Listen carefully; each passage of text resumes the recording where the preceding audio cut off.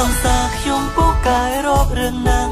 និយាយមិនได้ឈ្នះឲ្យតែមានរឿងឆ្លង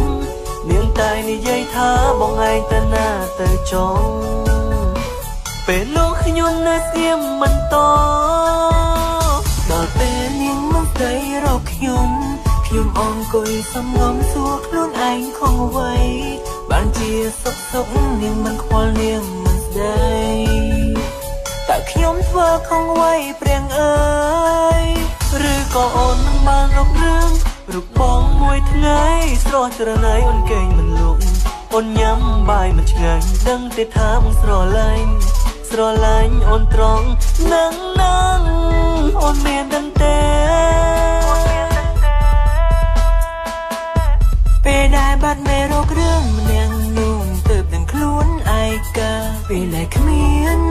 ជីវ៉ានៅក្បែរដឹងទេថាបងនឹករូបនាងមេនឹកអូនខ្លាំងលែងទេចង់នៅក្បែររូបអូនពេលនេះចង់ស្រែកប្រាប់អូនថា I love you I miss you my baby គ្រប់វិនាទីចង់នៅក្បែរអូន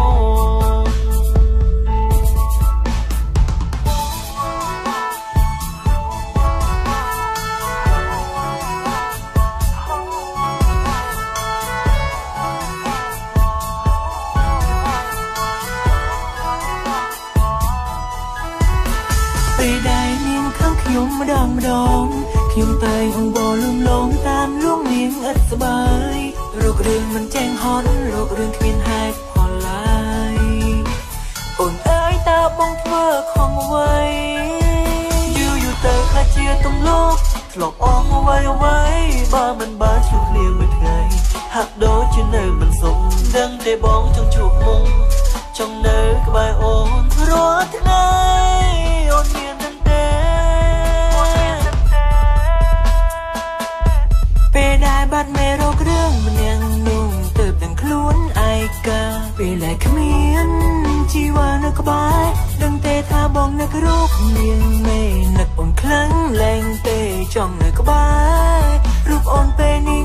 ចង់ស្រែកប្រាប់អូនថា I love you I miss you